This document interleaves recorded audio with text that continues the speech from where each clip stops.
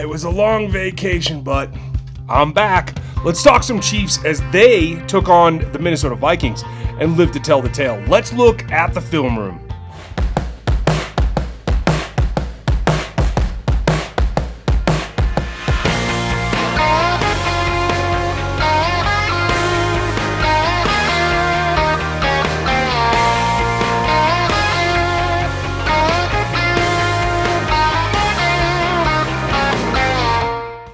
Well, it's been a couple of minutes since I was here, and I'm glad to see that you guys are still here. Thanks for checking it out. This is RGR Football, and I'm Ryan. This is me going rogue on the Kansas City Chiefs and the NFL. We'll get into the NFL a little bit later. Right now, we're going to focus on those Chiefs because while I was gone on vacation, and thank you all for checking out the live streams that I was able to do from down in the Caribbean, the Chiefs pulled out a couple of games that really told the tale about just how good the rest of the roster is outside of Patrick Mahomes. Something that we've known for a while, but haven't really been taunting very much. And I think it's really important that we get back to that, particularly in the wake of this game against the Minnesota Vikings. I'm going to get into the film. I'm going to run down especially the last 6 plays where the defense got 2 3-and-outs. It's really, really important. That'll be in the film room. Before we go through that, I just want to mention a few players that stood out. And that is, I got to see the Green Bay game live. On a floating castle, and that doesn't give you the best view in terms of couldn't hear the replay, couldn't hear anything like that, didn't get to review the film at all. I literally landed less than 36 hours ago, and I'm trying to take a look at this Vikings film, and what I see is that a lot of players have stepped up their game. You heard me talk about Nadi and Saunders a couple of weeks ago as they were starting to progress. Saunders is really continuing to come on. We saw them take a step forward. Some plays with just the two of them are dominating the interior 3 of the Vikings enough that they didn't have to have much help. That allowed the linebackers to play quick, to stay clean, and get to where they needed to be. We saw some downhill attacks from both Hitchens and Wilson. We saw Reggie move around quite a bit out onto that edge. I particularly like it when they can do that because it throws off the blocking scheme, and it makes whatever the offensive line is doing shift. And if you do that in a way where you walk up late enough, you shift away from the power that was Chris Jones on the opposite side at end. We'll talk about that and where that may be going here on the Friday game plan video.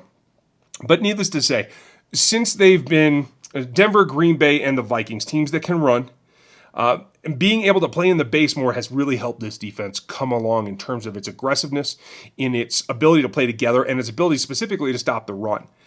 And that's really key in setting the tone of how you play defense, particularly because these games are more run-oriented than a lot of others in the league. Now, that may not last that long, especially when they get back to teams that play a lot of 11 personnel, 3 wide receivers. That will change things, but in the meantime, it's allowed the defense to take steps forward. A couple of other guys that really, really stood out. Dan Sorensen playing well out of his up safety or nickel linebacker position.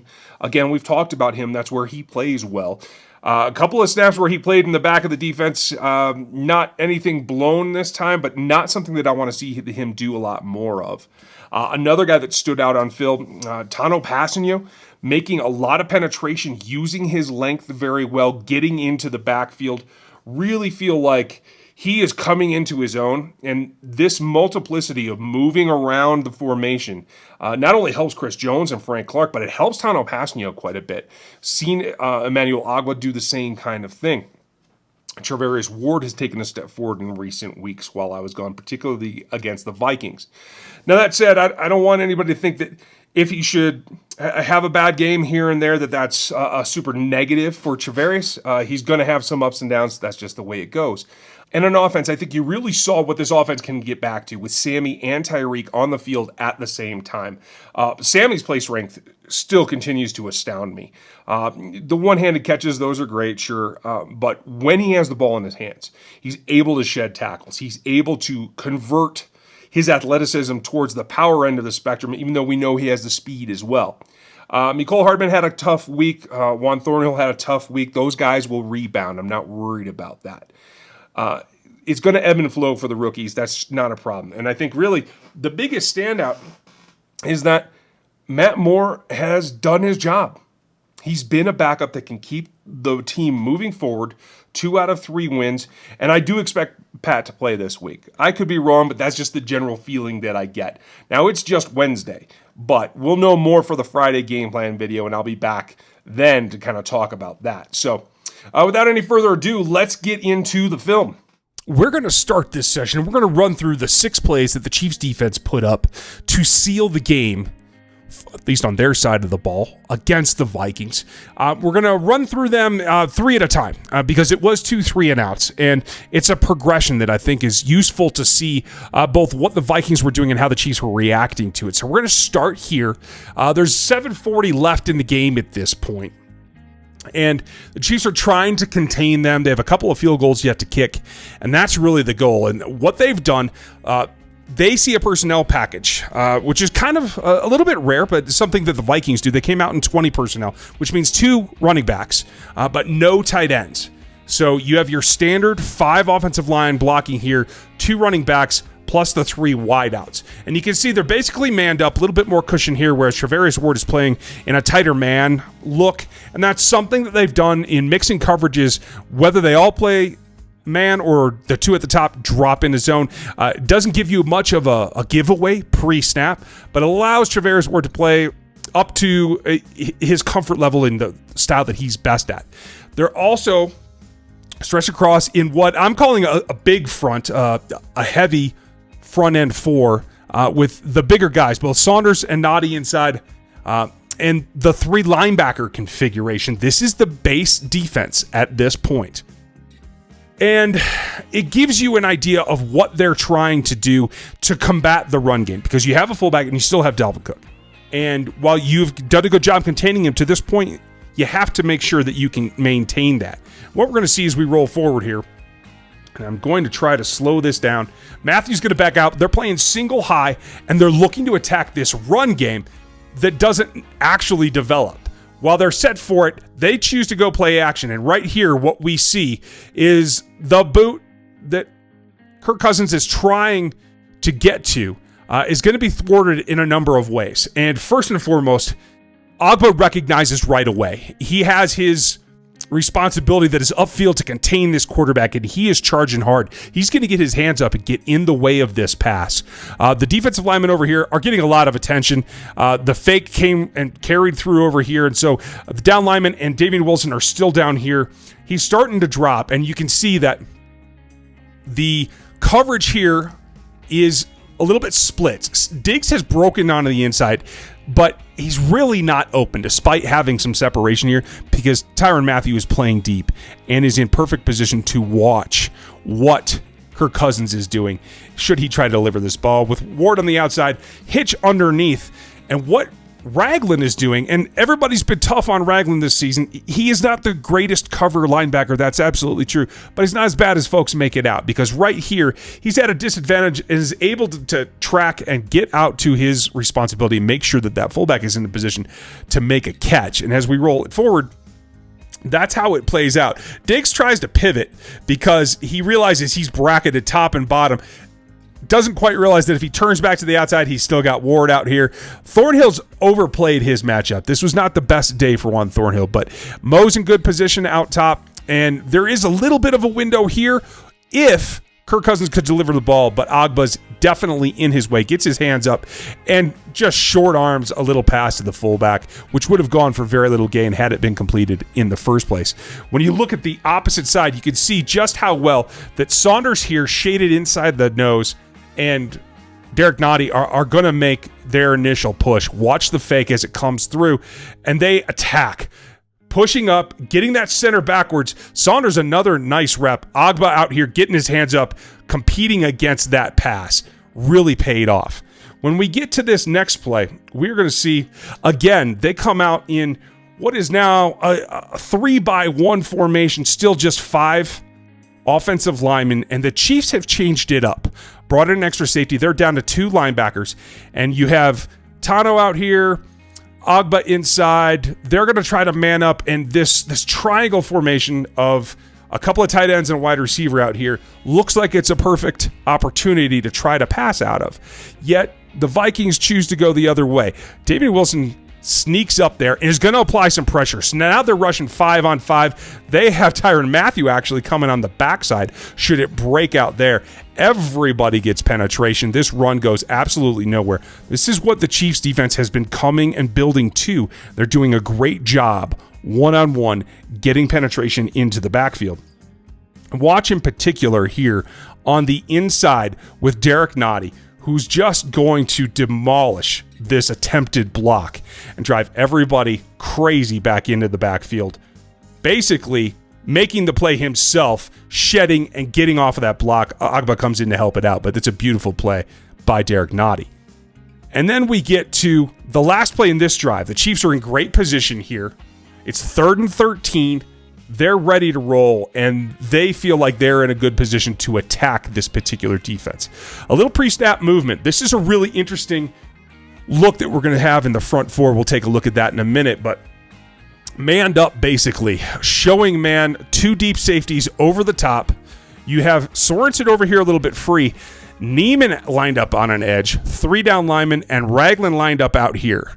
Now this is a different scenario where they actually kept a tight end in to block, seemingly giving them an advantage, and we'll see what happens as it rolls forward. In particular, Reggie and Tano are going to make some really nice plays. Chris Jones is going to be an animal and just destroy this despite the double team, just long-arming it, getting free, and making this tackle basically one-on-one once he defeats the inside block. But that's not the only thing that happens. You have a couple of guys contributing and forcing Dalvin Cook that way. Yes, the play was designed that way, but he gets a little extra impetus. Look at the start that Reggie's lined up here for. They can't run outside. The Chiefs are basically daring them to run inside. And look at what Tano Passanio does. Tano Passanio, long thought of as a wide 9 edge rusher, even by me, and has been playing some inside tackle, is now lined up just barely shaded off of the center. And this play shows exactly how far he's come. So I want you to focus in here at the middle as Tano Passanio rolls through and what he does to this play that forces it even farther outside. Just beats it with quickness. 2 guys, nearly makes a tackle for loss, forcing Cook to slow down just a little bit. Jones wins that block and cleans the whole thing up. Now we jump to the last drive for the Chiefs.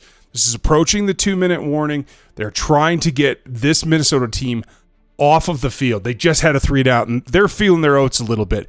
They come out, and they decide to go 3 safety. This is Sorensen, Mathieu, Thornhill, although Matthew's really going to be in a nickel role here on a corner, with Ward and Mo up top, 2 linebacker set. And this is what we saw earlier, that they like to move around. This is Jones up top, Nottie, Saunders, Agba, which is becoming a really nice front in the absence of Frank Clark. Really like what they're doing. But this shows that despite everything that the Chiefs have been able to do in making progress, it's still not all worked out. There are still some kinks. There's miscommunication at times. Dan Sorensen's not sure where he's supposed to be right now. He's up at the line of scrimmage. They are not in a formation that he has to be riding it. This is 11. They just motioned Dalvin Cook down to the bottom. This is 11 with 1 running back, 1 tight end. And Hitchens and Mathieu are both telling him, hey, this is supposed to be a 2 deep here. You've got to get back, and Hitchens is going to ride him. This is why Hitchens is here. They brought him in for this reason. Dan drops back to where they were looking for, and the rest of the play goes off. Nice play by Saunders. Just couldn't get penetration. He's keeping his eyes open. Makes a shift to the outside. Is able to get his hands up, and that's really what deflects the pass. It's a personal play, but this is what Hitchens is for. Get back there. Do your job. We need you deep. Get out of here. And it works out. Had Saunders deflected this ball anyway, not a problem. Nice play by him, but it does show that they're not 100% yet. It's still a work in progress, and they do have some things that they need to solidify a little bit.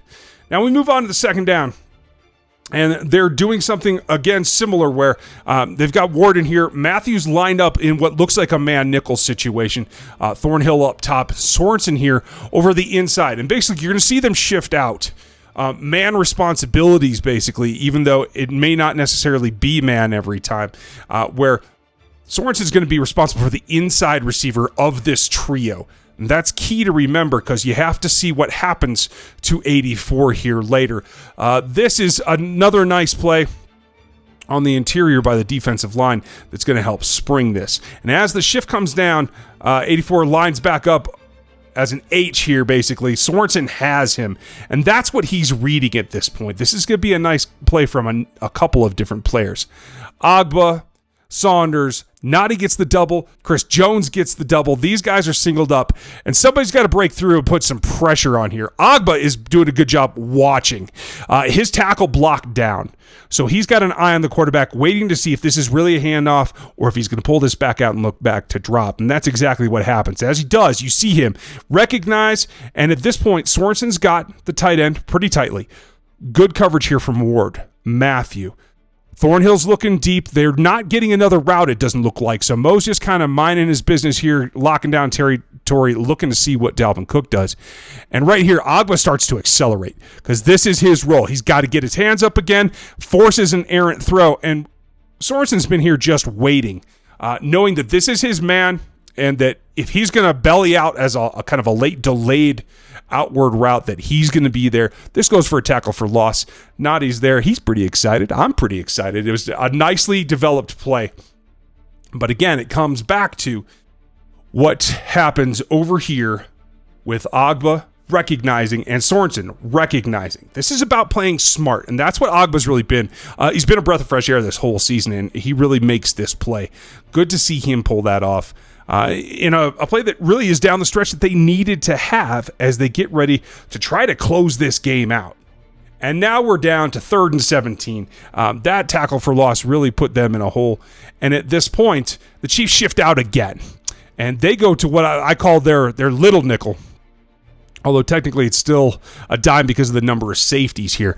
But basically, they're running Sorensen like a nickel linebacker, and now Ben Niemann's in here because of his speed and his coverage ability with a 4-man front. And Ivy's come in relief, and that's a good sign, and you're going to see Tano Passanio here too. This is a really interesting look because they've been able to be multiple. They're not the same guys on 1st and 2nd down that they are on 3rd down. And right here, you see that what they're doing is kind of a mixed coverage. Sorensen is staying in tight. You've got man down here. But Mo is done a zone turn. He's got this outside. Fenton is giving up space. He's actually taking a deeper position. And Niemann is going to drop into this flat. And with Matthew getting a little bit more depth as well. So they've got some zones covered at this point. And as it goes on, now Ward here is losing a little bit. He could have been susceptible, but it's not going to matter with what happens with Cousins. But up here in what could have been a troublesome spot, the Chiefs have zoned it up pretty well and allowed themselves to be in position to make plays. Now, as the ball is about to be delivered, Chris Jones is going to get home here in a second. We'll see it from the other angle. Ward has actually fallen off because he knows he's got Thornhill deep, who's looking to double this receiver. Jones gets the job done, and when we flip it to the other view, we will see exactly how that process went down. A really nice play, and this is Chris Jones being Chris Jones. He's going to line up inside, aimed at the B gap here, and trying to just attack whoever he can get through and get to that quarterback, and he does. They decide, for some reason that I don't understand, they doubled Ivy here and left Chris Jones one-on-one. Now, K-Pass is doing a good job on his guy too. He's going to lose his footing, but was still going to be in a position to make a play on the quarterback. But this is Chris Jones just batting the blocker away and already through, dragging him there and getting home. Like I said, K-Pass would have gotten there too. This was a heck of a game by the defensive front, and that's really what it comes down to. These two drives sealed this game for the Kansas City Chiefs. So those are my big takeaways. Let me know what you think. Leave your comments below. Tell your friends about the channel. We've lost a little momentum around here in terms of growth and adding new Chiefs fans. Like to see some more. So please spread the word. Let folks know that you like the channel and that you like what I'm doing. And if you have suggestions for other types of videos you'd like to see, please let me know. Particularly in the offseason, I'll be shifting things up, trying to do some new stuff. But thanks for your patronage and coming back, even though I took a week off. And I appreciate it. Leave your comments below. If you're not subbed, hit that sub right now. Hit the notification bell so you know what's going on around here. Leave a thumbs up on this video if you liked it, as well as leave your comment below. Thanks for watching today. Check these videos out, and I'll talk to you next time.